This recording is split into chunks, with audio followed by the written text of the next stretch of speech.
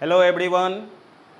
आज quantum live class में आप सभी लोगों के बीच मैं मुकेश सर आप लोगों के बीच लाया हूँ चैप्टर 1 क्लास 11th का, और उसका एक बहुत ही इम्पॉर्टेंट टॉपिक है डायमेंशन एनालिसिस, जो आज हम लोग यहाँ पर डिस्कस करेंगे। इससे कॉम्पिटिटिव एग्ज़ाम में, बोर्ड एग्ज़ाम में, सभी एग्ज़ाम में क्वेश्चन आता है। यहाँ तक कि डायमेंशन एनालिसिस से रिलेटेड क्वेश्चन क्लास 12 में भी आता है। तो इसलिए आप लोगों को ये टॉपिक थोड़ा ध्यान से देखना है, ध्यान से समझना है, और जहाँ कहीं दिक्कत हो आप लोग बेहिचक व्हाट्सएप नंबर पे पूछ सकते हैं। चलिए हम लोग चलते हैं इसमें आगे।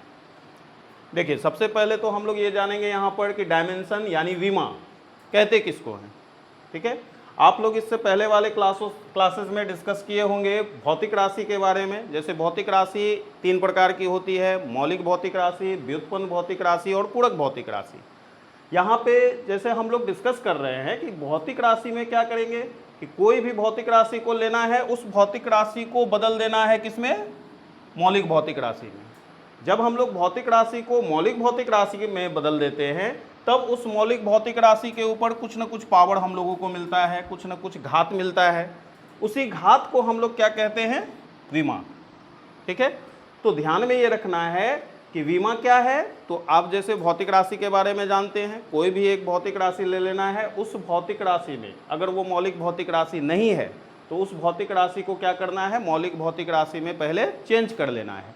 जब हम लोग मौलिक भौतिक राशि में उसको बदल लेंगे तो उस मौलिक भौतिक राशि पर हम लोगों को कुछ न कुछ पावर या घात प्राप्त होगा।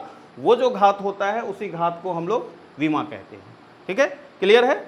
अब जैसे इसको हम लोग एक एग्जाम्पल से समझने की कोशिश करते हैं। मान लेते हैं हम लोग बल के विमा की बात करते हैं।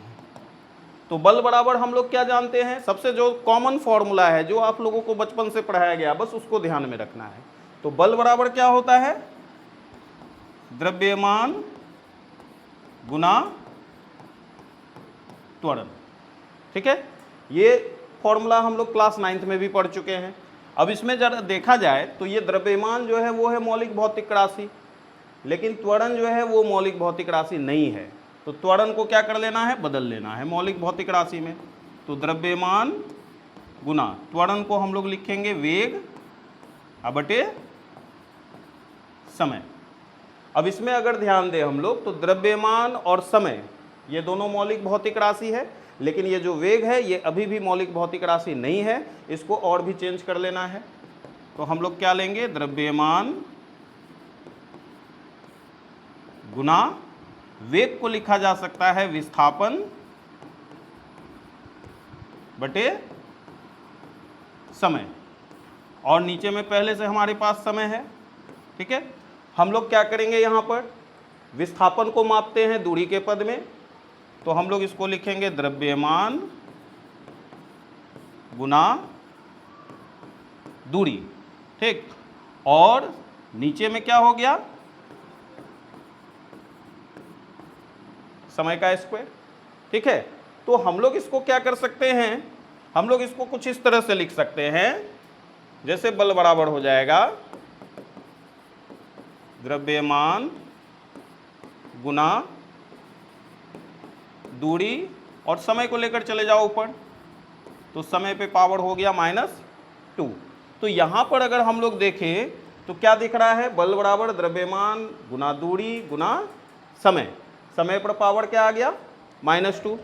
द्रव्यमान पर पावर क्या है? 1। कुछ नहीं लिखा होता है तो 1 होता है। दूरी पर पावर है 1। अब क्या करते हैं हम लोग? यहाँ पर क्या देख रहे हैं कि द्रव्यमान के ऊपर पावर है 1 लिखना नहीं है, ऐसे समझने के लिए हम लोग लिख दिए। दूरी पर पावर है 1 और समय पर पावर है -2।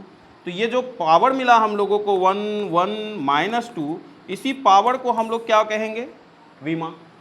लेकिन अब ध्यान देने वाली बात यहाँ ये है कि मान लो कि ये पावर है, ये किसके ऊपर पावर है, ये कैसे पता चलेगा? तो उसके लिए हम लोग क्या करते हैं? इसका संकेत प्रयोग करते हैं। अब जैसे द्रव्यमान है, द्रव्यमान को हम लोग इंग्लिश में मास बोलते हैं, इसको लिख दिए हम लोग कैपिटल M से। दूरी को इंग्लिश में बोलते हैं लेंथ, तो लेंथ कहते हैं, तो इसको हम लोग ले लिए कैपिटल L से। और समय को हम लोग टाइम कहते हैं, तो टाइम को हम लोग ले लिए कैपिटल T से। अब देखो क्या है यहाँ पर? द्रव्यमान के ऊपर पावर है 1, दूरी के ऊपर पावर है 1 और समय के ऊपर है पावर -2, तो समय के ऊपर पावर दे दिए -2। m यानी द्रव्यमान के ऊपर कोई पावर देने की ज़रूरत नहीं है, जब कुछ नहीं होता है तो ऑलरेडी 1 होता ही है। लंबाई के ऊपर भी कोई पावर देने की ज़रूरत नहीं है, लंबाई पर भी पावर 1 हो गया। तो ये जो संकेत के रूप में लिखे mLT⁻², इसको हम लोग बड़ी ब्रैकेट से घेर देते हैं। ठीक है, ये एक कन्वेंशन है, परंपरा है कि हम लोग डायमेंशन को लिखते हैं तो बड़ी ब्रैकेट से उसको कवर कर देते हैं, घेर देते हैं। अब इसमें ध्यान में क्या रखना है हम लोगों को कि ये जो संकेत के रूप में हम लोग डायमेंशन को व्यक्त किए, इसको कहा जाता है विमीय सूत्र। ठीक है, क्या बोलेंगे इसको? विमीय सूत्र। ठीक है, तो ये हो गया विमीय सूत्र। जब हम लोग संकेत के रूप में किसी भी भौतिक राशि के विमा को व्यक्त करेंगे तो उसको कहा जाता है विमीय सूत्र। और संकेत बहुत ही सिंपल है। द्रव्यमान को इंग्लिश में मास कहते हैं तो संकेत कैपिटल M ले लिए, दूरी को हम लोग लेंथ कहते हैं, संकेत कैपिटल L ले लिए, समय को हम लोग टाइम कहते हैं इंग्लिश में तो कैपिटल उसका T ले लिए संकेत। ठीक है, तो ये हो गया फोर्स का डायमेंशन। इसी तरह से हम लोग अलग अलग राशि का डायमेंशन ले सकते हैं। ध्यान में केवल ये रखना है कि जिस भौतिक राशि का डायमेंशन लेना है उसको पहले मौलिक भौतिक राशि के पद में बदल देना है। और जब मौलिक भौतिक राशि के पद में हम लोग बदलेंगे, जैसे स्टेप वाइज हम लोग यहाँ बदल दिए हैं, तो ये स्टेप वाइज बदल लेना है। बदलने के बाद लास्ट में हम लोगों को मिलेगा मौलिक भौतिक राशि। और जैसा हम लोग जानते हैं कि मौलिक भौतिक राशि को हम लोग आगे विभाजित नहीं कर सकते हैं, तो आगे ये विभाजित होगा नहीं, और जब विभाजित नहीं होगा तो इसी को संकेत के रूप में व्यक्त कर देना है, तो यही हो जाएगा डायमेंशन। कोई दिक्कत? हम लोग चलते हैं अब इसके बाद नेक्स्ट पेज में।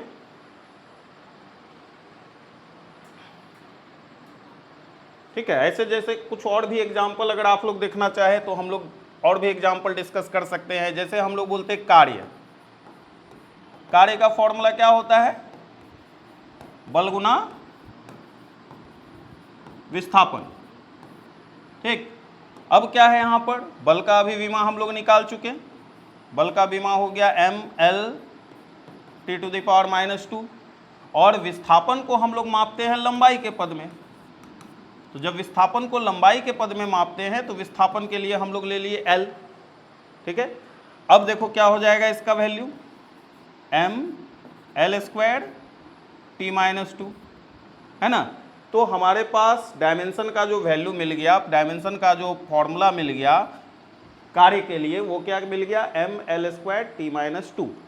ठीक है, अब इसमें क्या है, इसी तरह से हम लोग अलग अलग राशि का डायमेंशन निकालते चले जाएंगे। जैसे कार्य है, कार्य के बाद हम लोग लिख सकते हैं शक्ति। कार्य करने की दर को शक्ति कहते हैं। तो क्या होगा फॉर्मूला इसका? कार्य बटे समय। कार्य का विमा हम लोगों को मिल गया mL²T⁻², और समय को हम लोग T से व्यक्त कर देंगे। इस T को हम लोग लेकर चले जाएंगे ऊपर। जब T को ऊपर लेकर जाएंगे तो क्या मिलेगा? mL²T⁻3। तो ये हो गया शक्ति का विमा।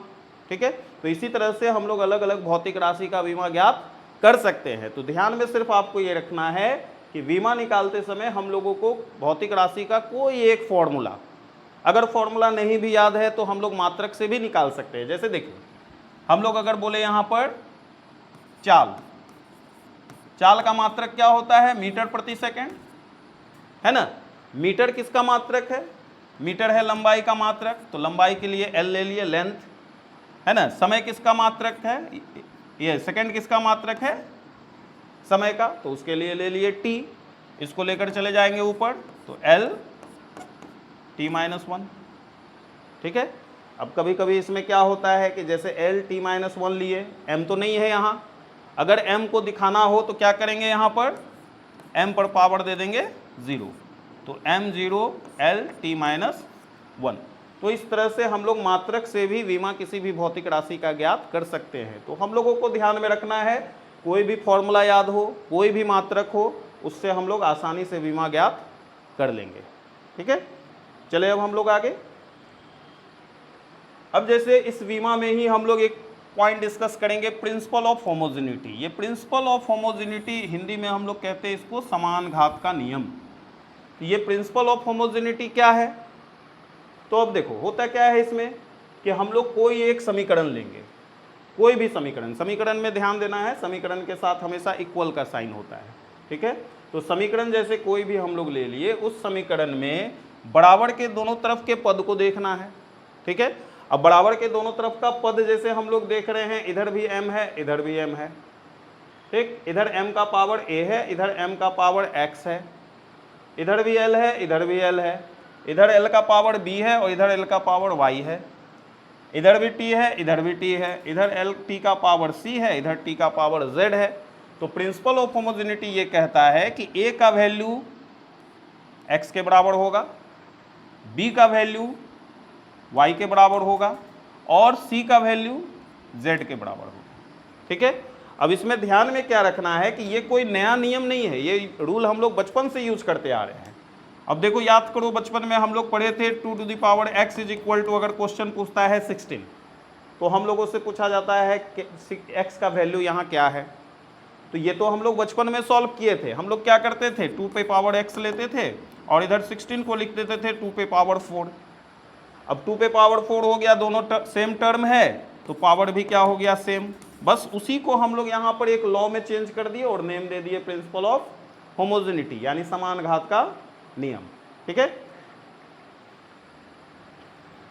अब जैसे हम लोग इसमें आते हैं नेक्स्ट टॉपिक पर। नेक्स्ट टॉपिक जो हमारे पास है वो है कैरेक्टरिस्टिक्स ऑफ डायमेंशन, यानी कि विमा के अभिलक्षण, ठीक है। कैरेक्टरिस्टिक्स ऑफ डायमेंशन, विमा के अभिलक्षण, ठीक है।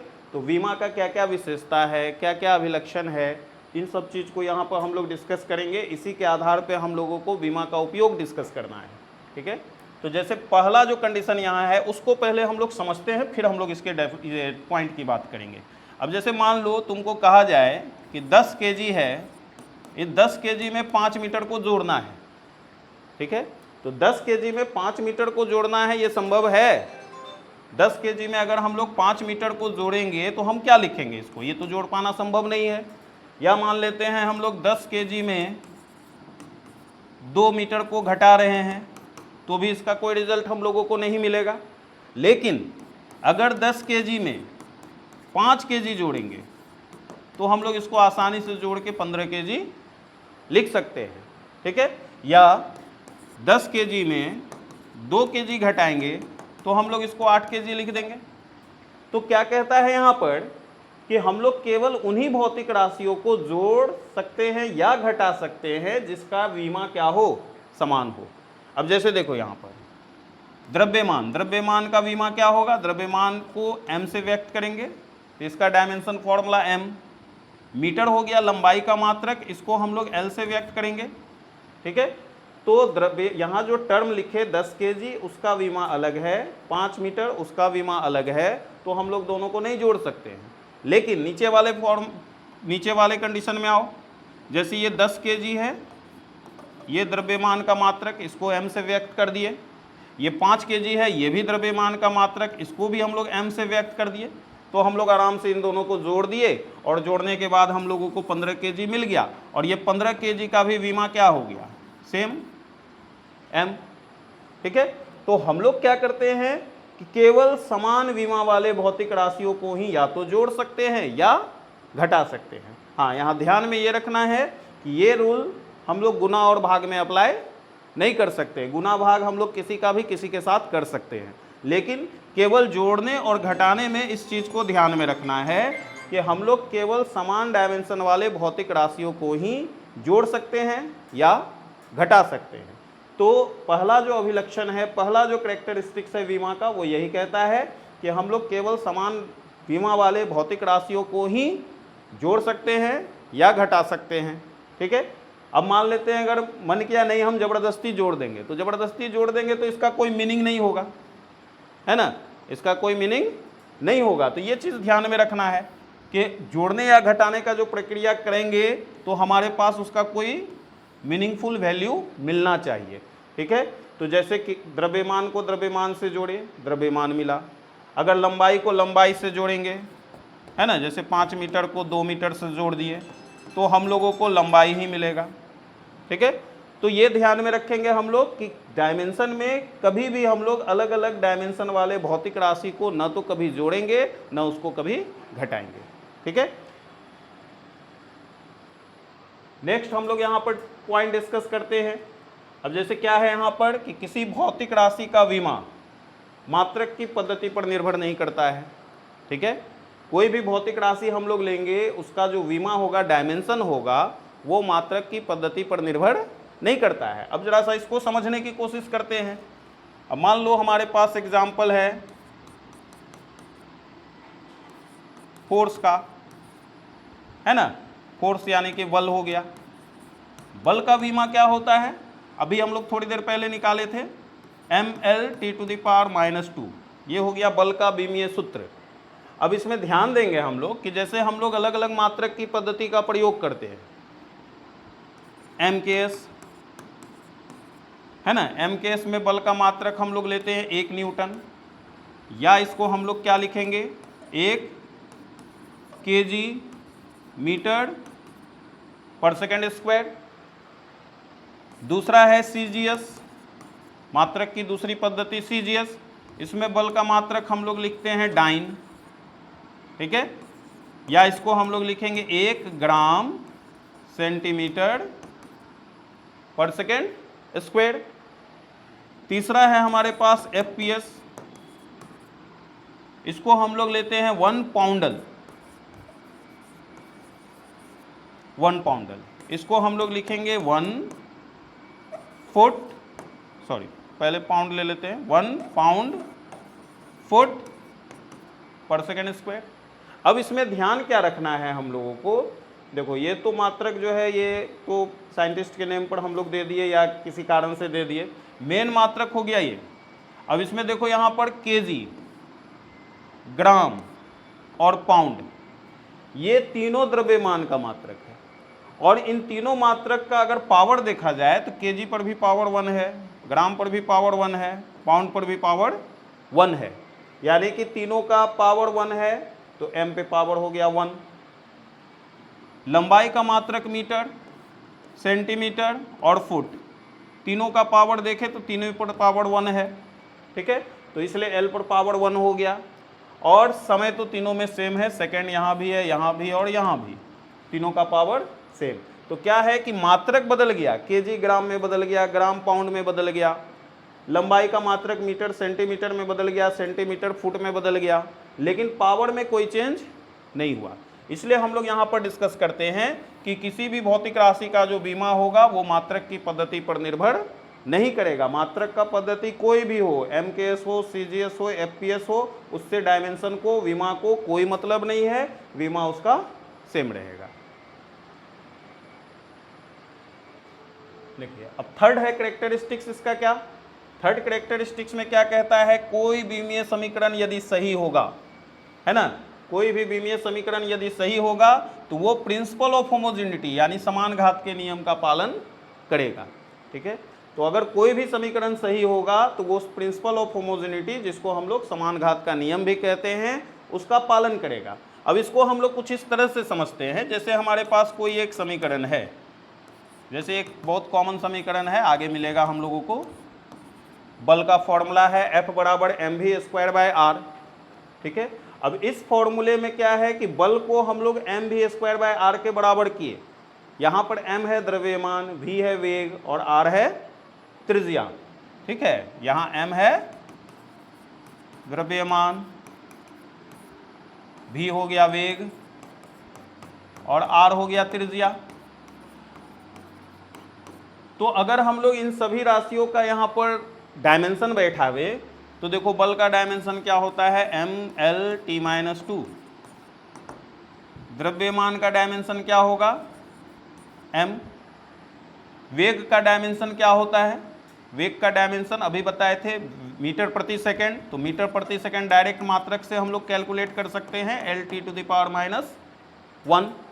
तो क्या हो जाएगा इसका डायमेंशन, Lt⁻⁻1। और देखो इस पे पावर कितना है, 2, तो हम लोग इस पे पावर 2 दे दिए। और त्रिज्या, है ना, त्रिज्या का डायमेंशन क्या होगा, त्रिज्या का डायमेंशन, त्रिज्या लंबाई के पद में होगा, तो इसका डायमेंशन हम लोग ले लेते हैं L। अब क्या होगा यहाँ पर देखो m,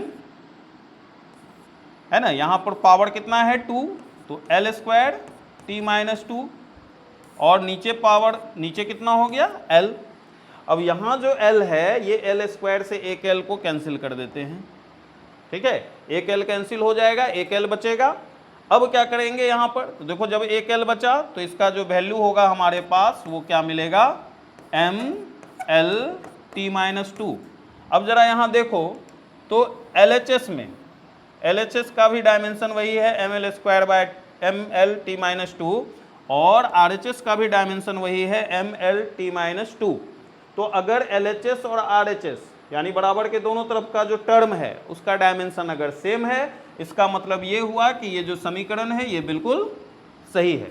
तो कोई भी समीकरण अगर सही होगा तो वो प्रिंसिपल ऑफ होमोजेनिटी का पालन करेगा। तो ये है डायमेंशन का कैरेक्टरिस्टिक्स, इसको यहाँ तक ध्यान में रखना है, ठीक है। तो आज की क्लास में हम लोग यहीं तक रहने देते हैं, ठीक है।